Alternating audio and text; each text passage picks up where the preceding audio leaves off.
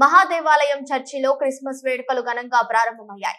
ఉదయం 4 గంటలకు doctor reverend bishop Padmarao సిలువ ఊరేగింపు పాల్గొన్నారు.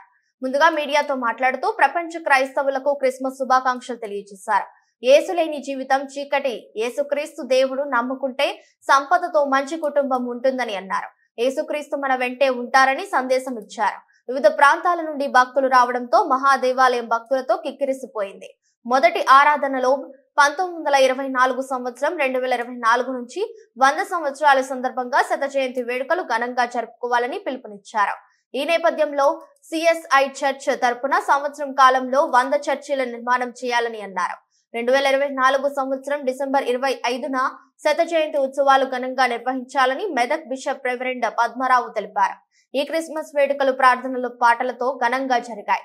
చర్చి విద్యుత్ కాంతులతో విరజిల్లుతున్న మెదక్ సిఎస్ఐ చర్చ్ భక్తులతో నిండిపోయింది. క్రిస్మస్ వేడుకలు ప్రజా ప్రతినిధులు, ప్రముఖులు జరుపుకున్నారు.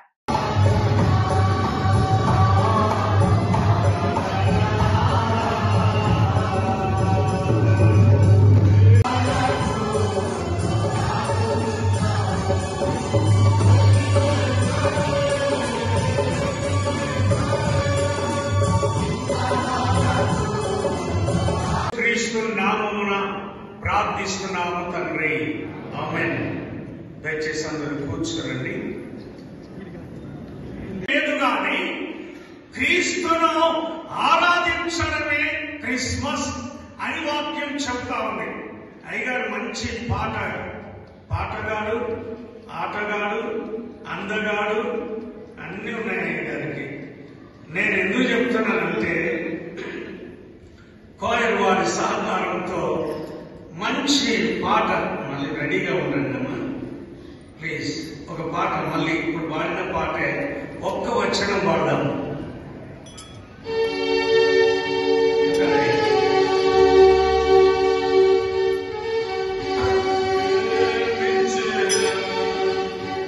దినమును బట్టి, ఆశీర్వాదకరమైన సమయాన్ని బట్టి ఎంతైనా దేవుణ్ణి ఆరాధించగలిగితే దేవుడిచ్చేటటువంటి ఆశీర్వాదాలు మనం ఊహించలేని, మనం ఎన్నిక చేయలేని, మనం లెక్క పెట్టలేని ఆశీర్వాదాలు దేవుడు మనకి ఇస్తాడు.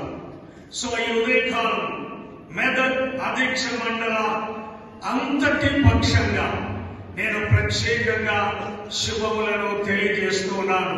ప్రియబిడ్డలారా, మెదక్ అధ్యక్ష మండలం తెలుగు 2 రాష్ట్రాలలో, ఆంధ్రప్రదేశ్ అండ్ తెలంగాణలో ప్రాముఖ్యమైనటువంటి అధ్యక్ష మండలం, సువిశాలమైనటువంటి అధ్యక్ష మండలం, బహుగా ఆశీర్వదించబడినటువంటి అధ్యక్ష మండలం.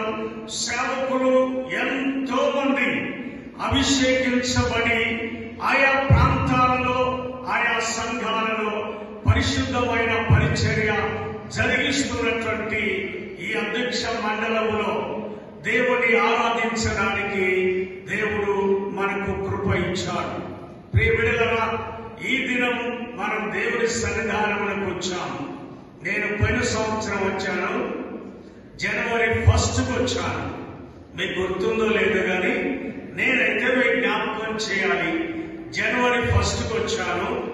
దేవుని సన్నిధానంలో వాగ్దానాలు తీసుకున్నాను. ఎంతమంది దగ్గర వాగ్దానం ఉంది? కొన్ని చేతులే.